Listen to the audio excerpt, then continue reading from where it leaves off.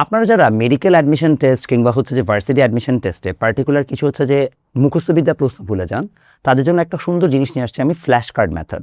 আপনারা অনেকে দেখবেন অনেক টপাররা ফ্ল্যাশ কার্ড ইউজ করে, পার্টিকুলারলি সিনোনিম অ্যান্টোনিম বা ভোক্যাবস মুখস্থ করার জন্য। আপনারা এটাকে যে কোনো জায়গায় ইউজ করতে পারেন। স্মার্ট সহায় অ্যাপে এই ফ্ল্যাশ কার্ডটা চমৎকার ইউজে যাচ্ছে। আপনারা স্মার্ট সহায় অ্যাপটা ডাউনলোড করেন ফ্রিতে। করার পরে দেখবেন ফ্ল্যাশ কার্ড মূলত কী করে, আপনি মনে করেন হচ্ছে যে কয়েকটা কোয়েশ্চেন হচ্ছে যে সলভ করেছেন, একটা পরীক্ষা দিয়েছেন।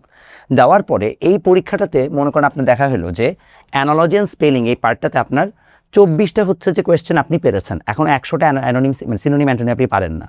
স্মার্ট সহায় আপনাকে ফ্ল্যাশ কার্ডের মাধ্যমে প্রতিদিন হচ্ছে একটা একটা করে মুখস্থ করাবে এবং আপনাকে কী করবে, টানা 10টা মনে করেন ফ্ল্যাশ কার্ড দিল, আপনি 5টা পারলেন, তার মানে আপনি 5টা অলরেডি পেরে গেছেন, আপনাকে আর এটা দিয়ে প্যারা দিতে হবে না।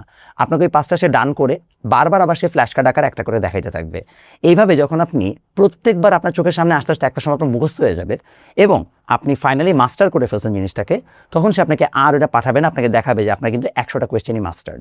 এইভাবে মানে এই মেথডটাকে ইউজ করে সিনোনিম অ্যান্টোনিম থেকে শুরু করে অবজেক্টিভ সহ সকল ধরনের মুখস্থবিদ্যা টাইপের জিনিসগুলো আপনাকে খুব সুন্দর করে প্রিপেয়ার করা ফেলবে।